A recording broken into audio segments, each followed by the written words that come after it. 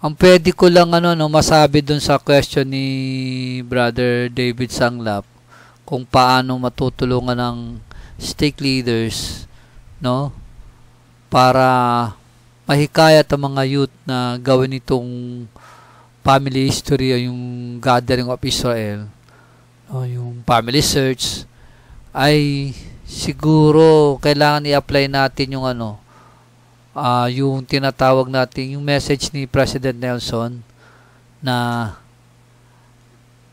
in gathering of Israel, kailangan gawin na natin to. Sabi nga niya, time is running out, do it now. So hindi natin alam kung kailan dating second coming, pero sa panahon natin yun, in this last dispensation, tayo yun, brothers and sisters. So dapat ma-realize ito ng youth.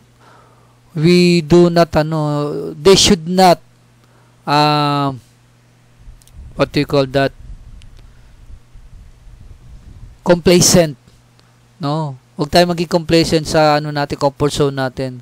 Gawin na natin yung magagawa natin. Baka dumating ang oras, kapos na tayo sa panahon. Sabi nga nung ni Brother Raimundo, billions of spirits pa dun sa spirit prison na kailangan may perform yung baptism for the dead and other temple ordinances.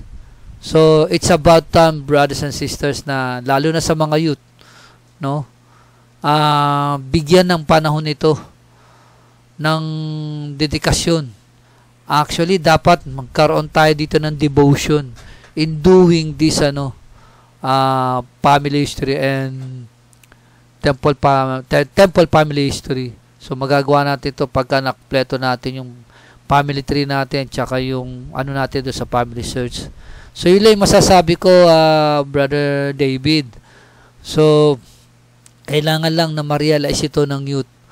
So hindi sila dapat magpakampati o magpakabisi sa kanilang pag-aaral o sa kanilang social media. Dapat may time yan. Bawat parang sungkayan lahat yan ilalagyan mo ng ng laman para makaikot mabalanse natin lahat yung priorities natin sa buhay. Pero dapat ang maging priority natin dito yung temple works. Sabi nga ng Panginoon sa Moses chapter 1 verse 39, for behold, this is my work and my glory, to bring to pass the immortality and eternal life of man. In the name of Jesus Christ. Amen.